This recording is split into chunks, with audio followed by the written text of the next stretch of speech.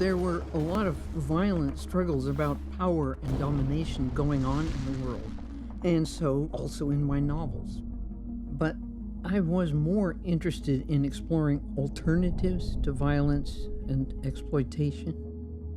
And this is the basic purpose of the Ecumen, a peaceful consortium of worlds. The Ecumen was a device that let me send intelligent people all over the universe to find out interesting things. This pan-galactic association of worlds is one of Ursula's great inventions. One of science fiction's great inventions as well, I think. The Ecumen provides this huge laboratory in which the writer herself is the scientist who's conducting a kind of experiment, a thought experiment on human beings and humanity and their other ways of interacting with each other. So, like, what if we just change this one little thing and that little thing? What would happen? What would it be like? I wrote a book back in the 60s called Left Hand of Darkness, where I was first asking myself, well, okay, what is the difference between men and women? And the means I used to talk about it was to invent a race of people who are androgynous, fully androgynous. You only become sexually active once a month, and you may become active as a man or as a woman. You don't know which. And so in the course of someone's lifetime, they can father a child, they can mother a child, they can have lovers of all different types. In The Left Hand of Darkness, we meet Genli, the first envoy from the Ecumen to the planet of winter.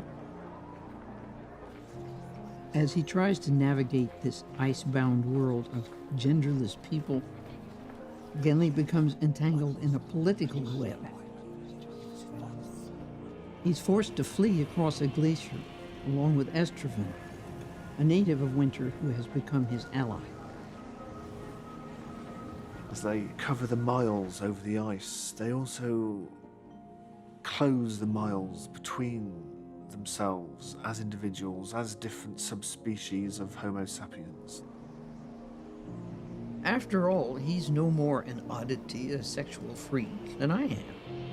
Up here on the ice, each of us is singular, isolated. I as cut off from those like me, from my society and its rules, as he from his.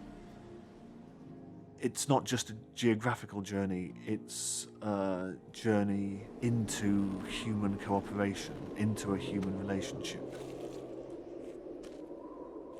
When Left Hand of Darkness came out, it was perceived rightly as having changed things, as being something that was unlike anything else that had been published.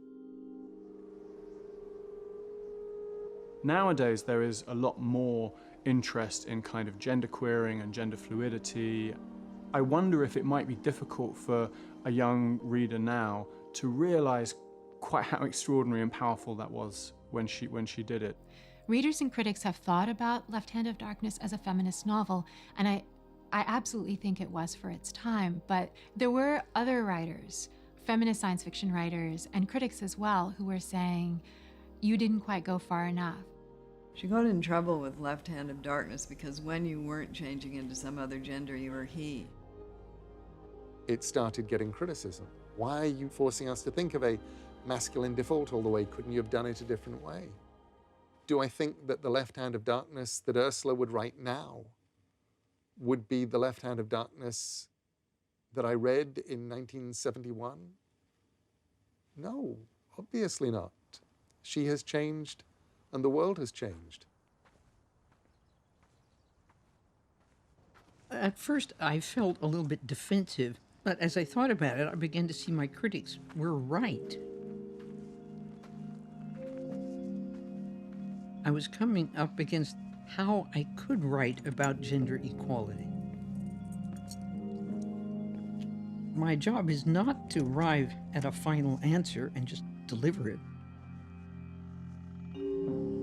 I see my job as holding doors open or opening windows, but who comes in and out the doors, what you see out the window? How do I know?